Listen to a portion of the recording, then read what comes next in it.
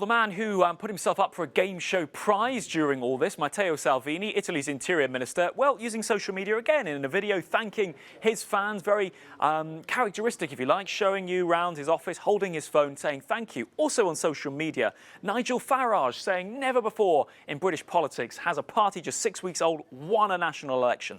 The Eurosceptics here greeting their success as they see it on social media. But it was a really tense campaign period. The last 30 days on social media we have for you here. This is CrowdTangle. It's a tool that compares how politicians, well, how anyone, in fact, how any page or person is interacting and reaching people. We have in the cube, Matthew, my colleague here, has put together lists of top Eurosceptics. That's politicians who are sceptical or want to leave the European project, and what people call Europhiles, people who are either very, very keen on the EU or perhaps in the reform camp but still think it's a good idea.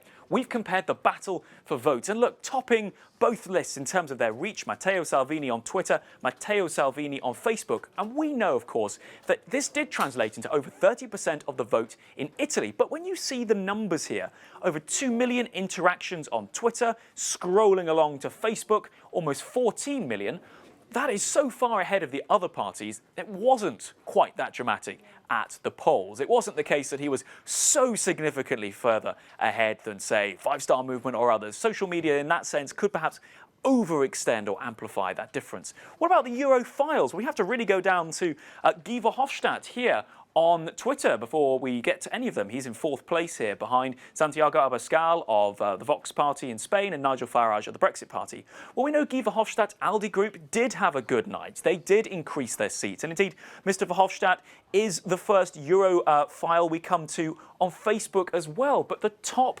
positions, particularly on Facebook, are occupied by the Eurosceptics. Now, while the European establishment parties did cling on, there were advances, of course, for people like Marine Le Pen. You see her here on Facebook, just behind Nigel Farage in terms of numbers. Also, Marine Le Pen here. There were breakthroughs for these people, but there wasn't perhaps the tidal wave that might be implied by some of those social media numbers in favour of parties that are really trying to tear up the establishment. But Isabel, a very interesting picture of the battle on social media, not always being exactly the same as the numbers we see coming out of the polls.